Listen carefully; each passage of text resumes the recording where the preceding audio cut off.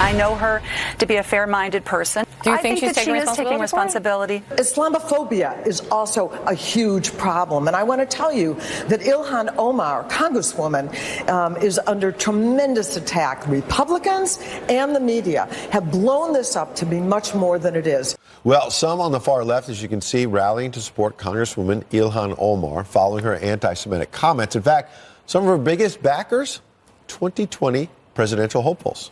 Here to break down how they handled the controversy is senior writer for the Heritage Foundation and a fellow for the Independent Women's Forum, Kelsey Bolar. Welcome. Thank you so much for joining us this morning. Good morning. It's great to be here. So break down for viewers, how is it possible that we had reactions on the left saying this was literally being blown out of proportion when the comments were so offensive? Well, that's a good question. And I think what's interesting is when it comes to the 2020 Democrats who are sitting senators, all of their responses and statements to these anti-Semitic comments were versions of the same thing, where basically they say we need to denounce and condemn anti-Semitism, but then they refuse to actually take the step and denounce the specific comments that Congresswoman Omar actually made. So it's like they're willing to talk the talk, but not walk the walk. Let's give an example, in fact, to your point. Kamala Harris, of course, senator from California, part of her statement says, like some of my colleagues in the Congressional Black Caucus, I am concerned that the spotlight being put on Congressman Omar may put her at risk. We've heard this a lot, and she should not be getting death threats. So let's be very clear. There are members of Congress, Jewish, Muslim, all kinds of different faiths and backgrounds who get death threats. This is abysmal. It should not happen. But that doesn't excuse anti-Semitic comments, does it? No, and absolutely no sitting member of Congress should face any sort of death threats. Let's be clear about that. But it is pretty incredible to see Senator Kamala Harris basically defend the person who made the anti-Semitic statements.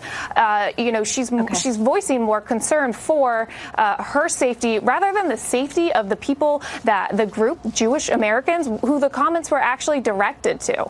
And Kelsey, we have two more comments we'd like you to hear and respond to. So we have Senator Bernie Sanders.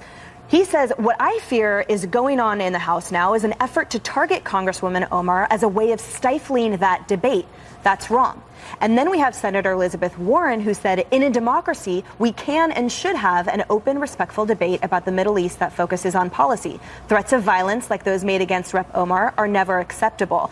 Now, is this simply shifting the focus away from her comments, obviously notwithstanding that we denounce threats of violence, and also, again, not with that same amount of reaction that those comments deserve? Right. I think there's a lot of intellectual dishonesty in these two statements that you just mentioned, because Sanders is basically saying that Republicans are unwilling to engage in a debate over foreign policy when it comes to Israel. And that is far from the case. We've been doing that for decades. But instead, what we need to be focusing on are these hateful remarks coming from a sitting member of Congress who needs to take responsibility for her actions and rhetoric. Well, Kelsey Bolar, friend of the show. You recently got married, so your name changed from Harkness. We should remind our viewers that's why you have a new name. Congratulations. Congratulations. Thank you, Ed. Lucky man. All right. Good luck. Thank you.